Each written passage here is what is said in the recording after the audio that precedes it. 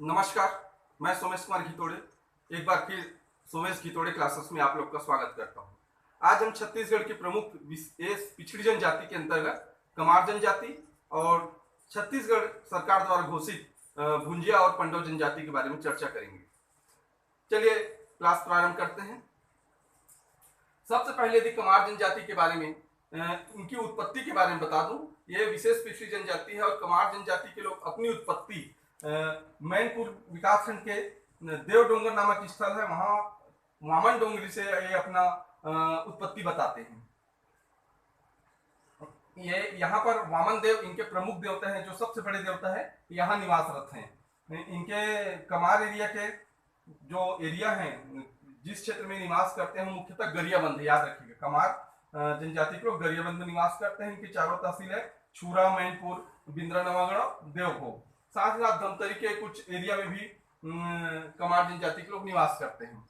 जनसंख्या की बात करें तो जनसंख्या कुल मिलाकर 26,000 है वर्तमान में इनकी जनसंख्या छत्तीसगढ़ में। और उपजाति इनकी दो उपजातियां हैं, पहाड़ पटिया और बंधरिजिया। बंधरिजिया को कहीं कहीं बुंदरजीवा भी लिखा हुआ है बुक में। तो पहाड़ पटिया पहाड़ में रहते हैं और बंधरिजिया लोग मैदानी इलाके में रहते हैं। गोत्र की बात करें तो इनके गोत्र है जगत, सोढ़ी और कुंजाम इनके प्रमुख गोत्र हैं। और ये सर्वाधिक गोदना गोदवाने वाली जनजाति है, याद रखिएगा, सर्वाधिक गोदना गोदवाने वाली जनजाति है। जबकि गोदना प्रिय जनजाति आपका बैगा है। और जबकि इनके गोदना गोदने वाली जनजाति में आपका कुंजर, बंजारा और ओझा है, याद रखिए, कुंजर, बंजारा और ओझा। इसके बाद इनमें अंधविश्वास का प्रथा भी बहुत ही चलन में है। कमार जनजाति में इनमें अंधविश्वास की प्रथा है, ये घोड़े को नहीं छूते, घोड़ा छूना इनके लिए मना है, निषेध है कमार जनजाति में। ये भी परीक्षा में आया था, याद रखिएगा इसको।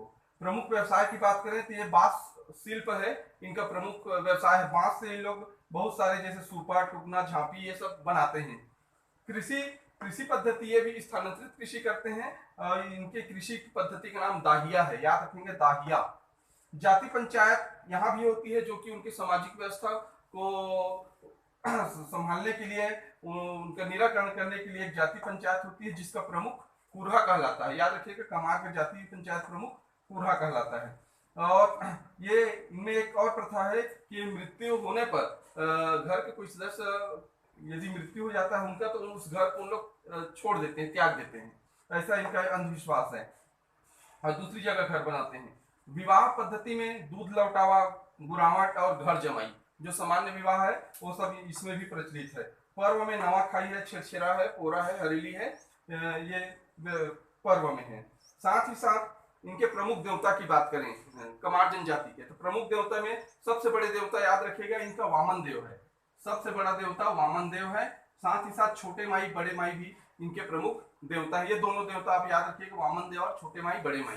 साथ ही साथ कचना, घुरवा, धरती माता, बूढ़ा देव, ठाकुर देव, ये भी अन्य देवता है। पूर्वज गाता डूमा इनके पूर्वज हैं। कमार जनजाति के पूर्वज की बात करें तो ये गाता डूमा को अपने पूर्वज मानते हैं। साथ ही इसमें एक शब्दावली प्रचलित है, मांगर माटी। मांगर माटी का अर्थ है पूर्वजों के गांव या घर की मिट्टी, उसको मांगर माटी कहा जाता है।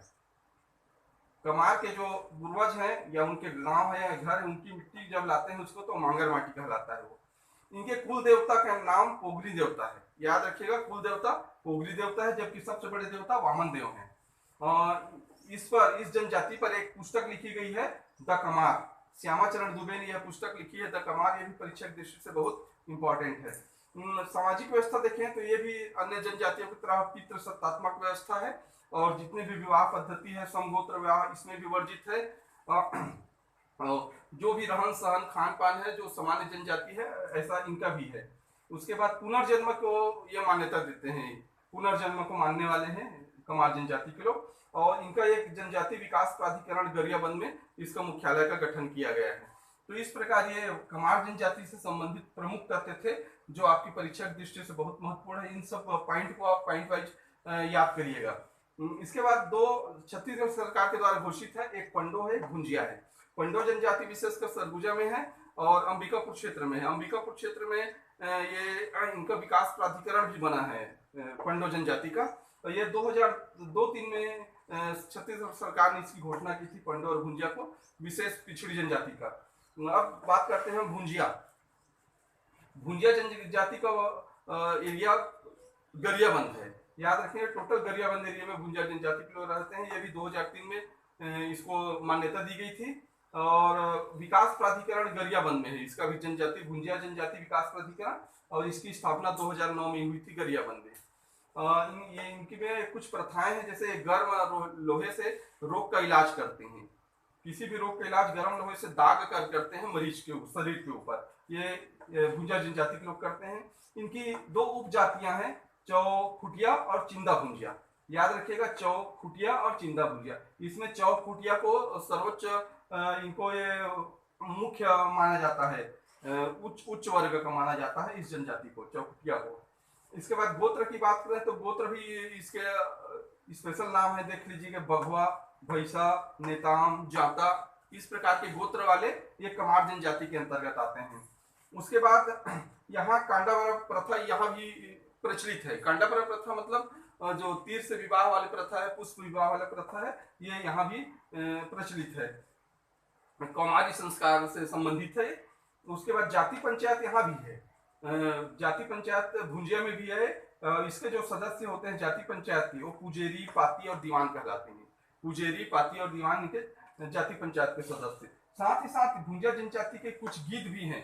तो दो प्रमुख गीत याद रखिएगा जो बिल्कुल यूनिक है, अलग टाइप से हैं। एक है पड़की गीत जो कि महिलाओं द्वारा गाया जाता है, एक राम सप्ताह गीत है जो पुरुष के द्वारा गाया जाता है। तो ये दोनों गीत बिल्कुल परीक्षा की दृष्टि से आप याद रखिएगा, नए प्रकार का है, नाम भी अलग है, तो परीक्षा की दृष्टि से इम्पोर्टेंट है। इस प्रकार आज हमने कमार, पंडो और भुंजिया जनजाति जो छत्तीसगढ़ की विशेष पिछड़ी जनजाति है, इसके बारे में चर्चा की।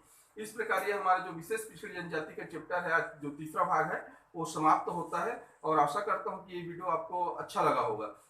ये सब जितनी भी जनजातियां हमने बताई है वो बिल्कुल कलेक्शन करके बताया, संकलन है एक प्रकार से, और इसमें प्रयास किया गया है कि कोई भी परीक्षा की दृष्टि से कोई भी बिंदु न छूटे। तो ये वीडियो आशा करता हूँ कि आपको पसंद आया होगा। लाइक कीजिए, शेयर कीजिए और सब्सक्राइब करना ना भूलें। अंत में एक स्क्रीनशॉट आप इसका अवश्य ले लीजिए। नमस्कार।